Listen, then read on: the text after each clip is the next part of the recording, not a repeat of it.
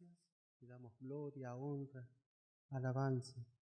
Te exaltamos, Señor, te glorificamos, oh Dios. Te pedimos, Señor, de que tú estés hablando a nuestras vidas, a nuestros corazones, con esto que he de compartir, Señor, para glorificar tu nombre, para sanar a tu nación, para proteger a tus hijos, para levantar a tus hijos. Gracias, Padre. Gracias, Señor.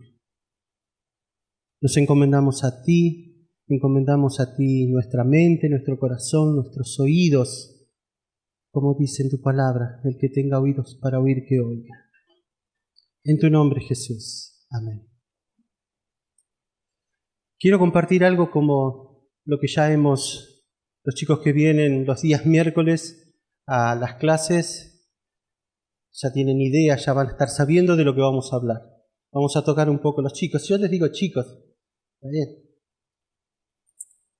Chicos son los de la escuelita, pero bueno, los veo como chicos también. Bien, vamos a hablar de finales de Génesis y comienzos de Éxodo. Son los temas que hemos estado tocando, pero vamos a profundizar en un tema en especial. Vamos a ver cómo el pueblo de Dios llegó a Egipto y cómo después fue liberado. ¿Sí? Lo que vemos que José, ¿se acuerdan de José? El libro de Génesis, José, el hijo más chico de Jacob, que después tuvo otro hermano más, ya no fue el más chico. ¿Cómo llega él a Egipto? Él llega de una manera bastante escabrosa, sí, mal. Llega vendido por sus hermanos en esclavitud, después estuvo preso, fue sirviente, después estuvo preso, pero en un momento él interpreta los sueños del faraón y el faraón, en agradecimiento a eso, lo pone para administrar sus bienes, los bienes de la nación. Entonces ahí es cuando José se reencuentra con su familia, después con su padre, y hace que ellos vengan a Egipto. Así que la familia de Faraón, la familia de José, o sea, Jacob y todos sus hijos, llegan a Egipto y ya se instalan ahí, y ahí es donde el Faraón lo honra a él, a José y a toda su familia. Ellos, cuando llegan a Egipto, eran 75 personas que después empezaron a multiplicarse y siguieron multiplicándose, así que al punto a que llegaron a ser una nación dentro de otra. Ellos comenzaron a crecer en fuerza y en número. Ellos permanecieron 400 años en Egipto, y hasta que los mismos egipcios los consideraron una nación peligrosa para ellos mismos. Porque como crecían en fuerza y en número, en cantidad de personas, iban creciendo, ya eran una amenaza, corrían el riesgo de que si Egipto era atacado por alguna otra nación, los hebreos se aliaran con ellos y tomaran el poder. Ese era el miedo, el temor que Faraón tenía. Todos los egipcios comenzaron a temerles. A causa de eso, comenzaron a someterlos, a debilitarlos, empezaron a tomar, a esclavizarlos a los hebreos. Acá busqué un dato bastante importante.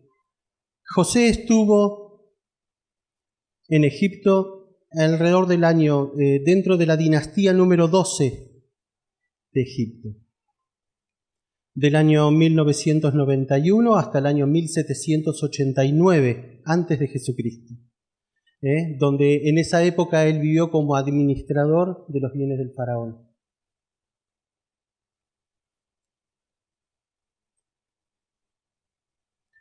Varias dinastías después viene Moisés, que estuvo en la dinastía número 18 de Egipto, que fue alrededor de los años 1567 hasta el 1317 antes de Jesucristo. Es donde él nació y fue criado como hijo de la hija del faraón. Pasó a ser príncipe de Egipto. La dinastía en que estuvo José fue derrocada por los Hicsos, otra nación, otro pueblo. Fue alrededor del año 1786. Y esto lo que hizo que fue que cuando los Hicsos tomaron posesión de Egipto, no sabían quién era José. No tenían idea quién era José y lo que José y su pueblo y su familia habían hecho por el país, por Egipto. Al no tener idea y ver de que es una nación que comienza a crecer y a superarlos en número, los sometieron. Ellos fueron quienes sometieron al pueblo de Israel a la servidumbre. Los hicieron trabajar, los sometieron y los gobernaron, los obligaron a trabajar exhaustivamente en la construcción. Por eso se edificó tan grande. Fue un imperio que creció tanto en construcciones por los esclavos. Ellos fueron los que trabajaron y trabajaban en el campo. Por eso comenzaron a crecer tanto. A pesar de la opresión, Israel siguió creciendo en fuerza y en número.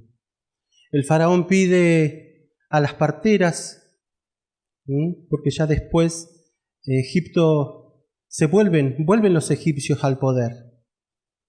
Ellos comienzan a gobernar nuevamente.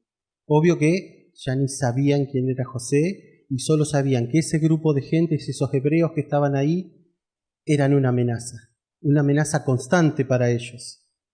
Entonces el faraón de ese momento era Amenhotep II. Amenhotep II es el que manda a matar a todos los niños. Les pide a las parteras que cada vez que un niño hebreo naciera lo mataran. Y ellas desobedecen.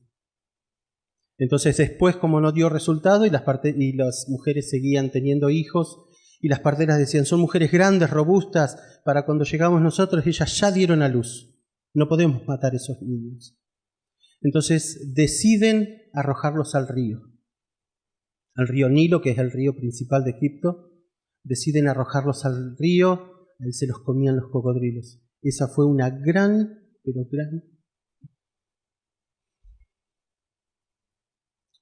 matanza de los niños de Israel. Vamos a buscar en Éxodo, capítulo 1, y vamos a leer.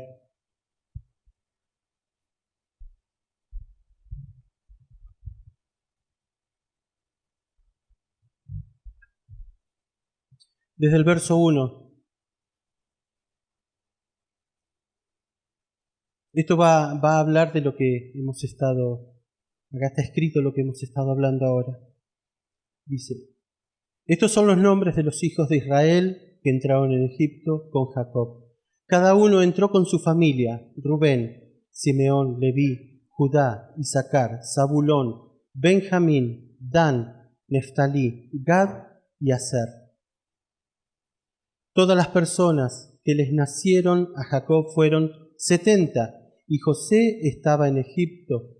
Y murió José, y todos los hermanos, y toda aquella generación, y los hijos de Israel fructificaron y se multiplicaron, y fueron aumentando y fortalecidos en extremo, y se llenó de ellos la tierra. Entre tanto, se levantó sobre Egipto un nuevo rey, que no lo conocía a José, y dijo a su pueblo: he aquí el pueblo de los hijos de Israel es mayor y es más fuerte que nosotros. Ahora pues seamos sabios para que no se multipliquen. Y acontezca que viniendo guerra, él también es uno de nuestros enemigos y pelee contra nosotros y se vaya de la tierra.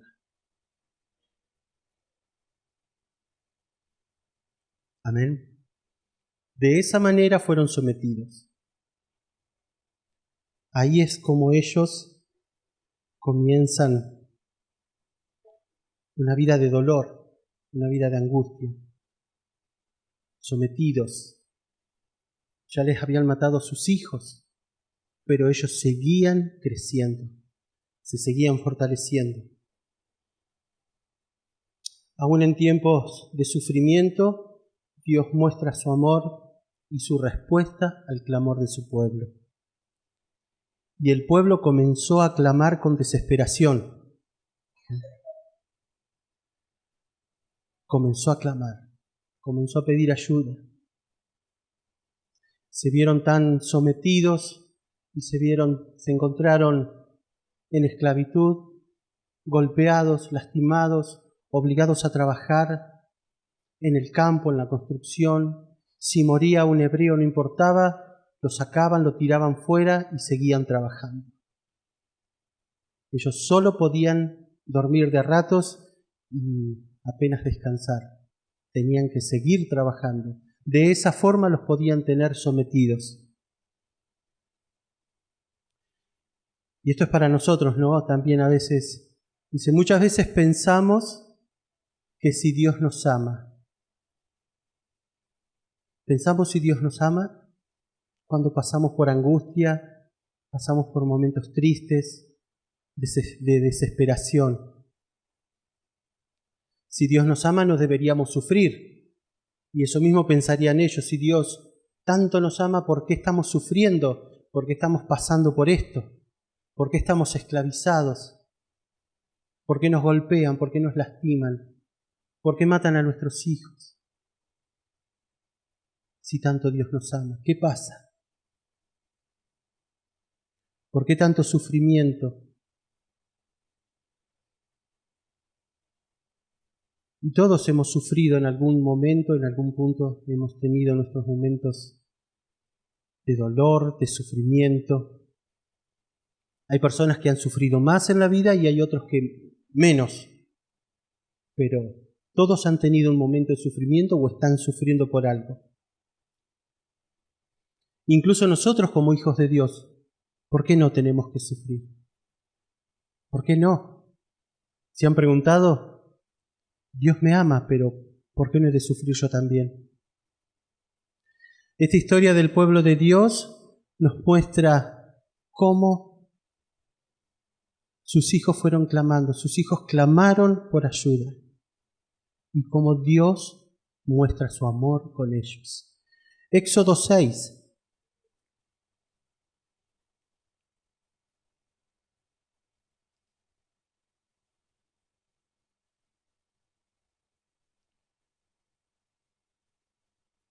Del 2 al 8. Habló todavía Dios a Moisés y le dijo, yo soy Jehová. Y aparecía a Abraham, a Isaac y a Jacob como Dios omnipotente. Mas en mi nombre Jehová no me di a conocer a ellos. También establecí mi pacto con ellos, de darles la tierra de Canaán, la tierra en que fueron forasteros y en la cual habitaron. Asimismo, yo he oído el gemido de los hijos de Israel, a quienes hacen servir los egipcios, y me he acordado de mi pacto. Por tanto, dirás a los hijos de Israel, yo soy Jehová, y yo os sacaré de debajo de las tareas pesadas de Egipto, y os libraré de su servidumbre, y os redimiré con brazo extendido y con juicios grandes, y os tomaré por mi pueblo, y seré vuestro Dios, y vosotros sabréis que yo, Jehová, vuestro Dios, os que sacó de debajo de las tareas pesadas de Egipto, y os meteré en la tierra por la cual alcé mi mano jurando que la daría a Abraham, a Isaac y a Jacob, y yo os la daré por heredad. Yo, Jehová. Amén. Dios se acuerda del pacto que Él tenía, del pacto que Él hizo con Abraham, con Isaac y con Jacob. Y esta era una nación eran bastante rebeldes. no se parece a nosotros, porque no somos así. Quería poner un poco de humor. No somos así. Esta gente era rebelde, nosotros no. Dios responde al sufrimiento de su pueblo mandándoles un libertador. Ahí es donde entra en escena Moisés para liberar a su pueblo. Las mismas circunstancias que causaron la aflicción son una evidencia de la fidelidad de Dios y de sus promesas. Por lo tanto, frente a las circunstancias de la vida debemos confiar en Dios. Los israelitas tuvieron que esperar 400 años antes de ser redimidos de la redención divina de parte de Dios, de que los pudiera sacar de Egipto. Tenemos que aprender a esperar en los tiempos de Dios. Tenemos que aprender. Y Él nos va a librar de la aflicción. Dios sabe qué es lo mejor para nosotros. Y ahora tengo algo para decirles. ¿Estamos en deuda con Dios? ¿Usted siente que está en deuda con Dios? ¿Yo estoy en deuda con Dios? Sí. Así como Dios libertó al pueblo de Israel, así también nos ha libertado a nosotros. Y no nos ha libertado de una nación que nos oprime, nos ha libertado del pecado, de la aflicción que nos causa vivir una vida de pecado, de la aflicción que nos causa vivir una vida apartada de Dios. Dios nos ha comprado con la sangre de Jesucristo. Ese es nuestro libertador.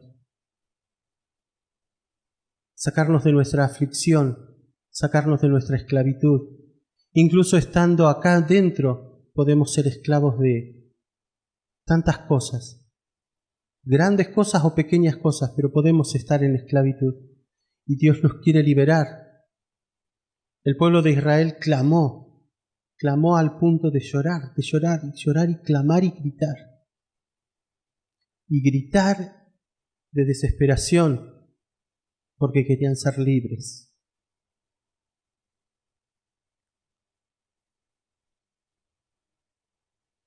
¿Cuánto le debemos a Dios? Nuestra deuda con Dios nos compromete a servirle de todo corazón. Jesucristo se entregó por nosotros. Entregó su vida para liberarnos. Así fue como Dios liberó a Israel de Egipto, así nos libera a nosotros. Hace unos días atrás, hace un tiempo atrás, estaba la inquietud de algunas personas de poder clamar y de poder pedir a Dios, de poderle clamar a Dios por la familia, poder clamar a Dios por las necesidades, por lo que vamos viviendo. Hay necesidad acá entre nosotros. Necesitamos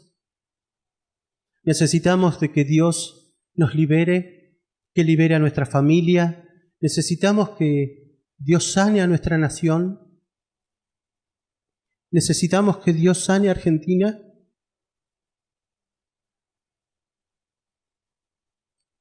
Yo los quería invitar, pasen los músicos, vengan. Así tenemos un poco de música para este final. Necesitamos del amor de Dios. Necesitamos que Dios nos libere. ¿Cuántos hay acá que tienen familiares que no conocen a Jesús? ¿Cuántos hay acá que están apartados? Tenemos familia apartada. ¿Cuántos querríamos que nuestros hijos estuvieran sirviendo a Dios? Que nuestros padres estuvieran sirviendo a Dios. Tenemos hermanos que nos necesitan, que necesitan el amor de Dios. tenemos familia, tenemos hijos que necesitan a Dios, necesitan ser liberados, necesitan que Dios los saque, como lo hizo con Israel, que los saque con mano fuerte y con grande juicio.